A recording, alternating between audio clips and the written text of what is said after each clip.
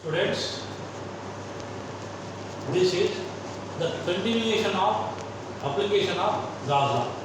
In the previous class, we have derived an expression for electric intensity at a point outside charged spherical shell. Okay. Today, we want to discuss about the electric field due to an infinitely long, straight, uniformly charged conductor, uniformly charged wire using Gauss law. Okay. Consider a thin, infinitely long, straight wire charged to plus Q. Okay, plus Q.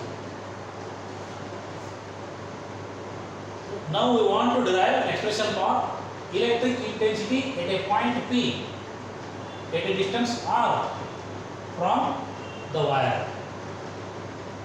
OP is the perpendicular distance between point P and the wire, which is at a distance R from O. OP, distance OP is equal to R. Okay. The field at P is radially outward if charge on the wire is positive. If charge on the wire is negative, then it is radially inward. Okay. The charge density, linear charge density, lambda is equal to Q by L. Q by L, where L is length of Gaussian cylinder. As you know, to find out electric intensity at a point, we must complete Gaussian surface. We must complete Gaussian surface. Here, cylinder passing through point P, having the wire as its axis, having thin wire as its axis is taken as Gaussian surface. The radius of the cylinder is R and the length of the cylinder is L. Okay, this cylinder acts as Gaussian surface. Okay, now the electric intensity at P is to be determined using Gauss law. Okay, for that, electric flux through cylindrical surface is to be considered. The curved surface contributes to the electric flux due to this charged wire, but end faces of the cylinder, they do not contribute to electric flux. Why? Because if you assume unit vector perpendicular to the end face, then that unit vector perpendicular to end face, unit vector perpendicular to this end face is normal to the direction of electric field. That means angle between normal to the end face and direction of electric field is 90 degree. 90 degree. Here also, the angle between normal to the end face and E is 90 degree. This angle is 90 degree. Okay, cos 90 degree is 0. Therefore, these two end faces of the Gaussian cylinder do not contribute to electric flux. There is no electric flux through these two end faces. Only contribution for electric flux is through curved surface of the cylinder. Through curved surface of the cylinder. Okay, right. That electric flux through curved surface of the cylinder is given by phi is equal to E into A, where A is total surface area of cylinder. Curved surface, total curved surface area of cylinder. Should not consider area of the end faces. We should not consider area of end faces. We must consider only area of curved surface. Okay, right. E into A, area of curved surface of cylinder is given by 2 pi r into h, where h is height of the cylinder. Here it is considered as L. Okay, L is length of the cylinder or height of the cylinder. Right. This is equation number 1. Okay. Total flux through curved surface of Gaussian cylinder passing through point P is given by this expression. Okay. Now from Gauss law,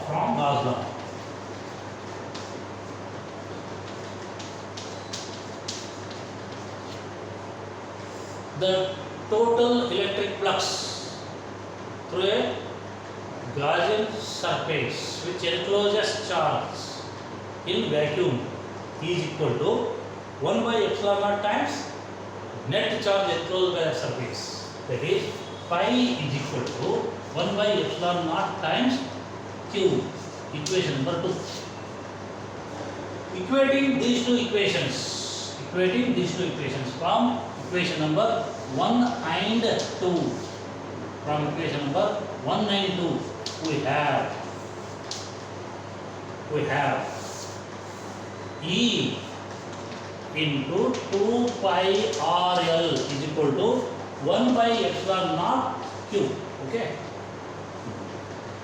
Therefore, E is equal to 1 by 2 pi epsilon naught R L into Q. Right? What is Q by L? E is equal to 1 by 2 pi epsilon naught R into Q by L is lambda. Because linear density of charge on the wire is charge per unit length, Q by L, where L is length of the wire in question, length of the wire considered, okay, which is length of the cylinder. This is the expression for electric intensity. Okay. If you want to write it in vector form, then E is equal to vector form, in vector form.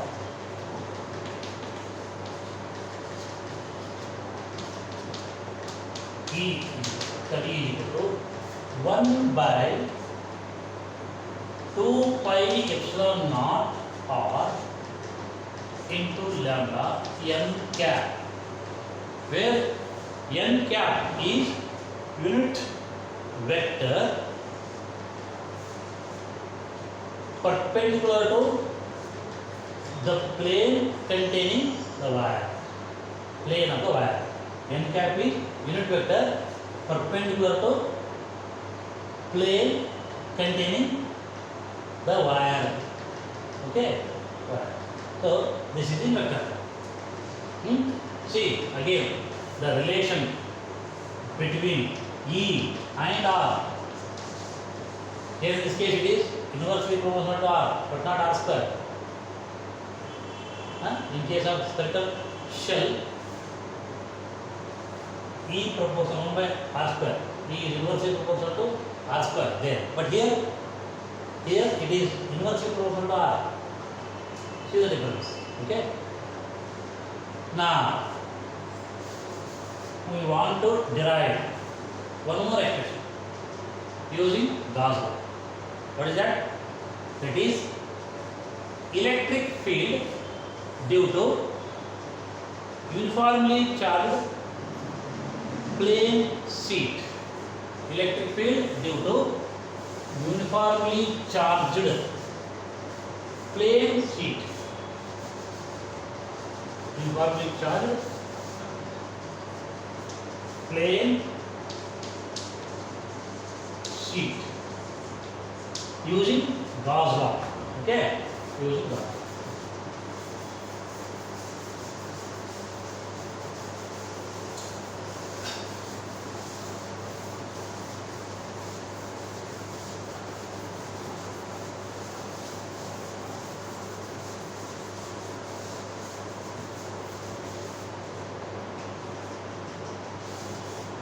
Consider a thin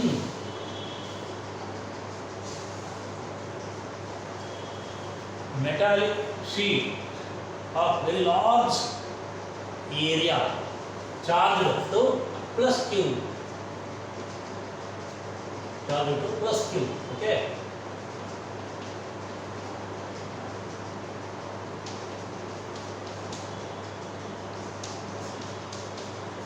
Charged to plus q. Right?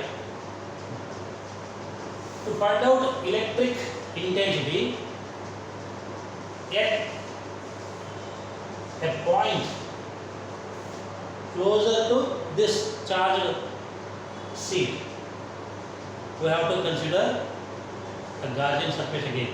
Okay, let P be a point at a distance r from the metal sheet, and let us consider another point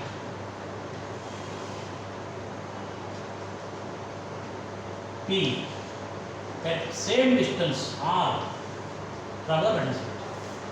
These two are points on either side of metal sheet at equal distance. At equal distance r. They are equidistant from these 2 points P are equidistant from the metal sheet. The distance between the metal sheet and point P r. Okay. To find out electric field at P on either side, because they are symmetric about the plane sheet. These 2 points are symmetric about the plane sheet. If you want to find out electric field at P, what we have to consider? We have to complete Gaussian surface. Gaussian surface. Here, the cylindrical surface of very small area of cross section is considered. The cylindrical shape of very small area of cross section is considered, and that is also known as pillbox. Pillbox is a cylinder of very small area of cross section. Pillbox. Now pillbox is to be constructed. A small cylinder is to be constructed such that the 2 points P and P on either side of the metal sheet must lie on the end faces of the cylinder. The 2 points P must lie on end faces of the cylinder. Okay? Okay? Practice.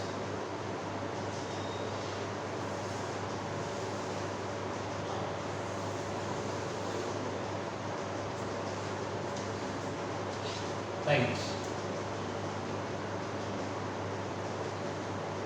P. Okay.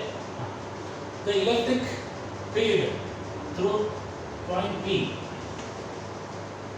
is given by this. E is the electric field. E is also the electric field. Okay. They are radially outward. The electric fields are radially outward.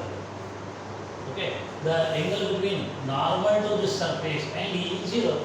Similarly, angle between normal to the end face and E is 0. Cos 0 is 1. That means number of electric field lines are maximum through this end faces. Okay? Okay. Electric flux through curved surface of the cylinder is 0. Why? Because the normal to these curved surfaces. If you draw normal to the curved surfaces, then the angle between normal to the curved surface and E is 90 degree, cos 90 is 0. Therefore, there is no contribution for electric flux through curved surfaces here in this case. Only end faces of the cylinder, small cylinder, pillbox contribute to electric flux. Okay? Therefore, electric flux through end faces of cylinder is given by phi is equal to EA, E into area through this end face, plus EA through this end face, plus 0. Why 0? Electric flux through curved surface is 0, because cos 90 is 0. This is equal to 2 times EA, equation number 1. Equation number 1 is always obtained with the help of geometry. Okay. Now, from Gauss law, from Gauss law.